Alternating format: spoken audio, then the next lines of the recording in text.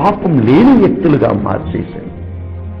మన పాపం వలన మనం తండ్రి సన్నిధి నుండి త్రోసివేయబడుతున్నాము. కానీ యేసుక్రీస్తుని ఆ ఉన్నతమైన ప్రేమ వలన మన కోసం ఆయన రక్తం చింది మనల్ని కాపాడినాడు. కాబట్టి మనం తండ్రి చేత స్వీకరింపబడుతున్న బిడ్డలుగా మారిపోతున్నాం. హల్లెలూయా! అది ఎంత గొప్ప ప్రేమ! అది ఇప్పుడు జరిగేది కాదు. మనం జన్మించుటకు మునిపే మనం దేవుని బిడ్డలుగా జీవించాలని దేవుడు ఆశించాను. కనుక మనమందరము ఇప్పుడు ఈ కాలంలో ఎందుకు జన్మించినాము? ఈ కాలంలోనే తండ్రి చేత పంపబడినాము. ఇది సత్యం. తండ్రి చేత పంపబడినాము ఎందుకంటే యేసుక్రీస్తుని దివ్య రక్తము ద్వారా కడుగపడి ఆ పరమ తండ్రిని బిడ్డలుగా మనం మారిపోతున్నాం. పరమ తండ్రిని బిడ్డలుగా ఎందుకు మారిపోతున్నాము? ఎందుకంటే తండ్రి దగ్గర ఉన్నదంతా బిడ్డలు అనుభవించాలి. అందుకే ఈ తరుణంలో కూడా ప్రభు పలుకుతున్నాడు. ఈ వాక్యాన్ని వింటున్న ఎవరో ఒక బిడ్డ తల అంత భయంకరమైన బరువుతో, నరములంత వేదనతో ధరించలేక ఆ వేదనలోనే దేవుని వాక్యం వింటున్నారు. ఈ క్షణం తండ్రిని ప్రేమ ఆ బిడ్డను తాకి కొనపరుస్తుంది. ఎవరు ఆ రూప జీవిత పయనంలో అన్నిటినీ కోల్పోయాను, భర్తను కోల్పోతున్నాను, బిడ్డను కోల్పోతున్నాను, సమాధానం కోల్పోతున్నానని ఏడుస్తున్నావు. బిడ్డ, నీ భర్తతో కలిసి జీవించు. నీ దేవుడు నీవు ఎంత పాపిగా ఉండినను నీ కోసం రక్తం చింది నిన్ను తన ఉన్నారు. ఎందుకంటే నీ జీవిత పయనంలో నిన్ను గాయపరచిన నీ భర్తను నీవు అంగీకరించి ఆయన నువ్వు ప్రేమిస్తున్నప్పుడే నిన్ను అంగీకరించి ప్రేమించిన యేసయ్యకు నీవు గుర్తుగా ఉంటావు, నీవు సాక్షిగా ఉంటావు. దేవుని వాక్యం వింటున్న గోపాల్, మీరు ప్రభుని ఎక్కువగా ఎరగలేదు, ఇప్పుడిప్పుడే తెలుసుకుంటున్నారు. మీకు కుడివైపు కడుపు పైన భయంకరమైన వేదనతో బాధపడుతున్నావు. ఇదిగో నువ్వు యేసుక్రీస్తుని అంగీకరించినావు కాబట్టి యేసుక్రీస్తుని దివ్య రక్తం నిన్ను ఈ క్షణం తాకి గుణపరుస్తుంది. నిన్ను తన బిడ్డగా ఆ దేవుడు అంగీకరిస్తున్నాడు. ఎంతో ఆనందం, స్తోత్రం. చాలా మంది బిడ్డలు ఇక్కడ తమ జీవితాన్ని వారే నడిపించాలని, అన్నీ వారి చేతుల్లోనే ఉందని తలంచుకుంటూ ఎవరెవరినో తాకి ఎవరెవరినో గాయపరచుకుంటూ ఏమేమో సాధించాలి, సంపాదించాలని వారు ప్లాన్ లేదు. నాయన, సత్యం ఇది కాదు. God gives. దేవుడు తను ఆశించిన వారికి ఆయన ఇస్తాడు. నీకేదైనా ఇచ్చినా దేవునికి స్తోత్రం, నీకేదైనా ఇవ్వలేదంటే కూడా దేవునికి స్తోత్రం. నిన్ను ఎక్కడ దేవుడు ఉంచారో అక్కడ నీవు ఉండి ఆయన ప్రేమను గుర్తించుకొని ఆయన బిడ్డగా నువ్వు జీవించు. ఇది సత్యం. మనం జన్మించుటకు మునిపే ఆయన మనల్ని తన బిడ్డలుగా మార్చుకున్నట్టకై మనం ఎటువంటి ఘోర పాపులైనను ఆయన కల్వారిలో మరణించి ఆయన రక్తం వలన తన బిడ్డలుగా మార్చుకున్నారు. కాబట్టి తండ్రి దగ్గర ఉన్నదంతా మనకు సొంతమవ్వాలని, తండ్రి దగ్గర ఉన్నదంతా మనం అనుభవించాలని ఆయన అట్లు చేసుకున్నాడు.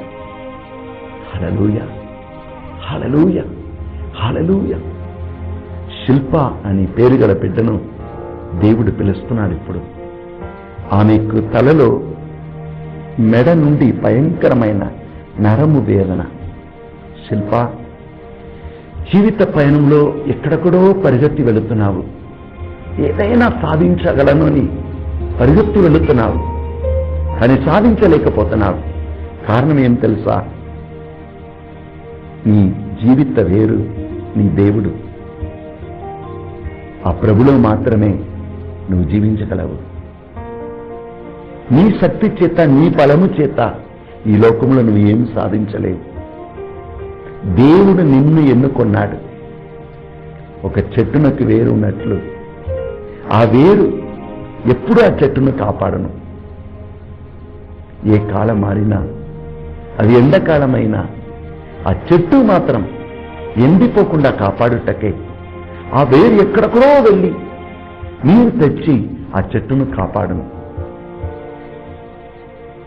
ప్రైస్తలాడ్. నీ జీవిత పయనంలో ఎవరా శిల్ప? దేవుడు నాతో మాట్లాడుతున్నాడు. నీ శక్తి చేత, నీ బలము చేత నీవన్నీ చేయగలవని తిరిగి తిరిగి చివరి అలసిపోయావు. ఎందుకు ఇదంతా జరుగుతుందంటున్నావు? ఎందుకు జరుగుతుంది తెలుసా? నీ జీవితం నీది కాదు. నీ సత్యం నువ్వు తెలుసుకోవటలేదు. నువ్వు ప్రభు నుండి వచ్చి ఉన్నావు. నీ ప్రభు చేతిలో ఉన్నావు. ఆయన నీకేమిచ్చాడో దాన్ని చేసుకొని ముందుకు సాగిపో. ఒకవేళ దేవుడు నిన్ను ఒక దారిలో ఉన్న ఒక మైల్ స్టోన్గా ఈ చోటకు వెళ్ళుటకు ఇది ఇన్ని కిలోమీటర్ అని రాయపడిన ఒక రాయిగా ఉంచాడా? ఆనందించు ఆ పొజిషన్లో. ఎందుకంటే మనం ఉండబోతున్నది కొన్ని రోజులు. ఎక్కడ దేవుడు మనల్ని ఉంచారో అక్కడ మనం సంతోషంగా దేవుడిచ్చిన పనులను నెరవేర్చుటయే మన జీవితం. అక్కడే మనకు తృప్తికి దొరకదు. ఎంతో మంది ప్రయాణం చేస్తున్నారు.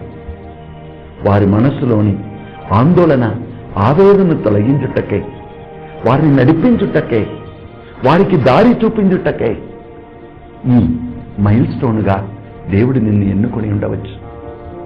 లేదు, ఆ దారిలో వెళుతున్న ఆ కారులాగా నేను లేనే అని నువ్వు వేదన పడే అవసరం లేదు, సిగ్గుపడే అవసరం లేదు. నిన్ను ఎక్కడ దేవుడు ఉంచాడో అక్కడ నీవు దేవుని మహిమపరుచుకుంటూ, నువ్వు ఎక్కడ ఉన్నావు అక్కడ ఉన్న ప్రజల్ని ప్రేమించుకుంటూ నీ సంతోషముతో జీవించు. నీ సంతోషాన్ని ఎవ్వడు కూడా తీసివేయలేరు. ఎందుకంటే సొలొమోను మహారాజా చెప్పాడు. సొలొమోను రాసిన పరమగీతం 8వ అధ్యాయం 6వ వచనం, మరణం కంటే ప్రేమ చాలా బలమైనది. మరణము ప్రతి నరిని తన చెంద లాగుకుంటుంది. మరణం వచ్చినప్పుడు మనిషి దాన్ని ఎదిరించలేడు. కనుక ఆ మరణానికి బలిగా మారిపోతాడు. వాక్యంలో చదువుతున్నాం, ఒక్కసారి మనిషి చనిపోయాడంటే అంతే, మళ్ళీ ఆ భూమికి తిరిగి ఆయన రాలేడు. తాను సంపాదించిన వస్తువులను ఆయన చూడలేడు. తాను కష్టపడిన దాన్ని మళ్ళీ అనుభవించలేడు. తన చుట్టాల్ని ఆయన చూడలేడు. తన స్నేహితులను ఆయన ఓదార్చలేడు. మరణించిన తర్వాత నీ ప్రాణం దేవుని దగ్గరికి వెళ్ళిపోతుంది. నీ ఆత్మ ప్రభు ముందు నిలబడి నువ్వు జీవించిన జీవితం ప్రకారం దానికి తగిన బహుమానం పొందుటకే ఆయన ముందు నిలబడను. కానీ యేసు క్రీస్తు మిమ్మల్ని నన్ను ప్రేమించి మన కోసం తన రక్తాన్ని చిందెను. తన కొరకు ఏమో ఆయన ఉంచుకోలేదు.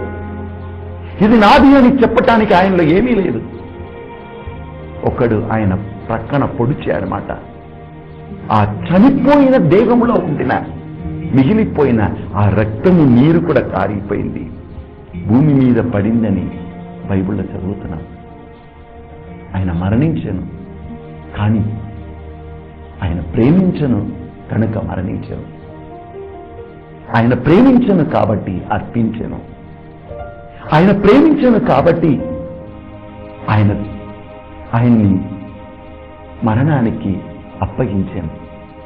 ఎందుకంటే ఆయనకు తెలుసు ఆయన చూపించిన ప్రేమ, ఆయన అందరికిచ్చిన ప్రేమను ఈ మరణం కూడా ఆపలేదు. ఆయన మరణానికి వచ్చి నవ్వాడు. ఎందుకంటే మరణం ఆయన ఆపలేకపోయింది. ఆయన జీవముతో పునరుత్థానమయ్యాడు. హల్లెలూయా.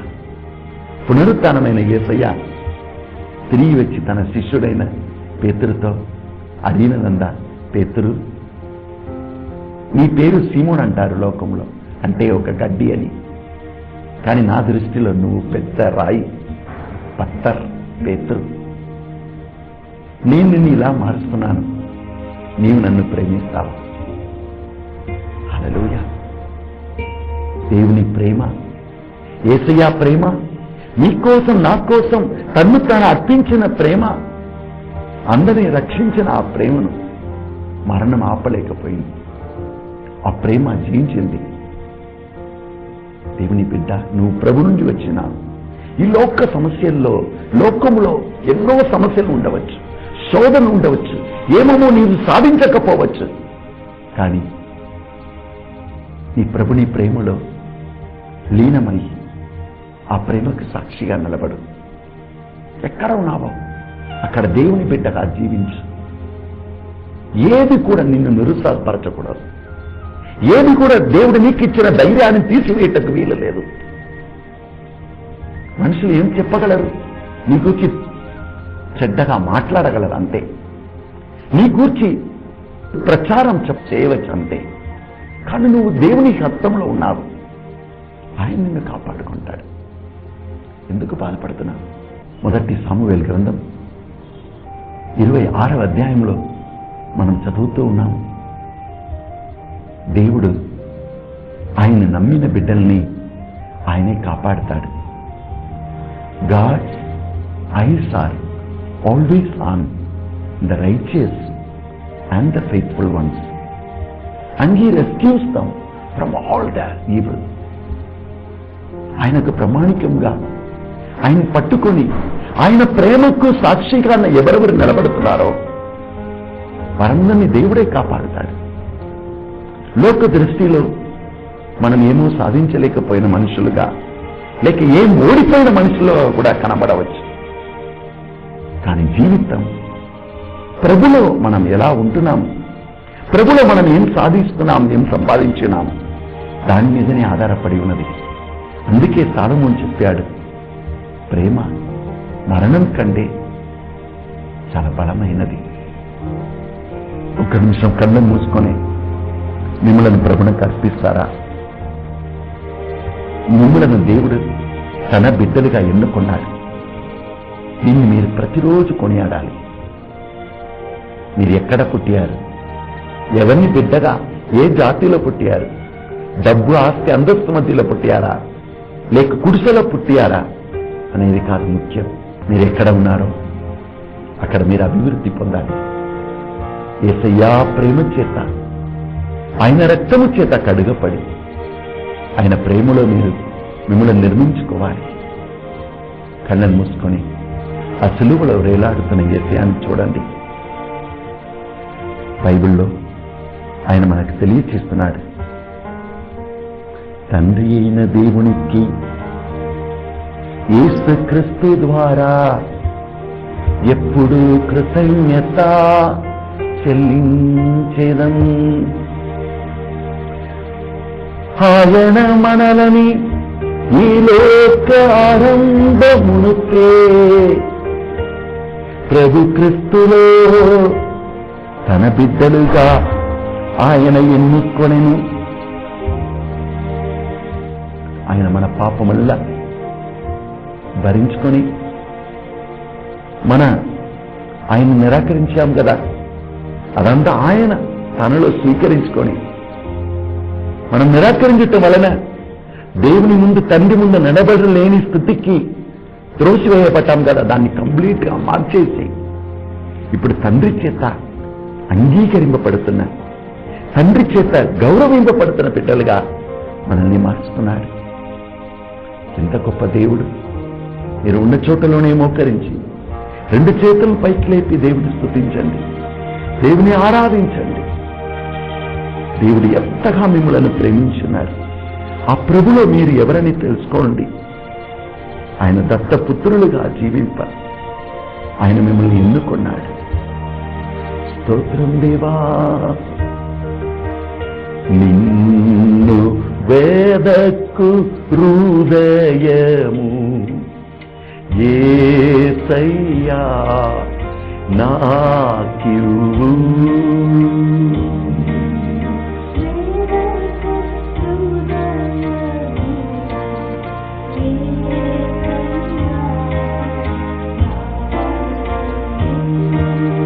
నీదు ప్రేమలో లీనమయ్యే భాగ్యం నాకివ్వు. నీదు ప్రేమలో లీనమయ్యే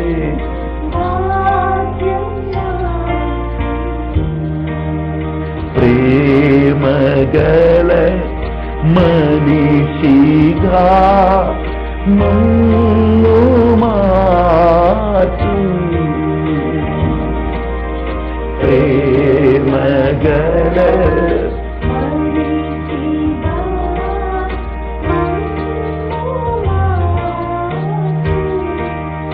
మనుషుల ప్రేమ మంచు వంటిది, నాతో నిలబడ శ్రమలలో పాల్గొన సాగతించరు.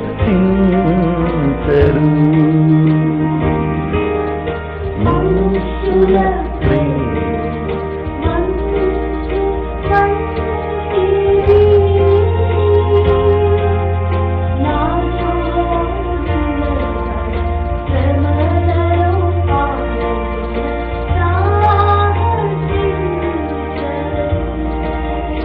నాలోని సమస్తము ఎరిగినను, నాతో నిలబడే దేవుడు నీవు.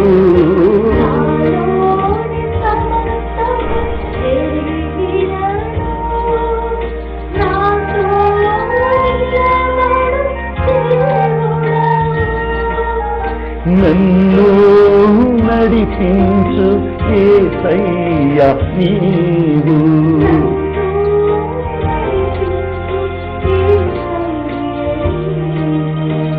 కుడి చెవి ఎవరో ఒకరికి బాగలేదు, సరిగా వినపడట్లేదు. యేసు వారిని తాకి గుణపరుస్తున్నారు. నాతో కలిసి ప్రార్థించే ప్రతి ఒక్కరిని స్వామి తాకుతున్నారు. కుడి కాళ్ళలో మోకాళ్ళ పైన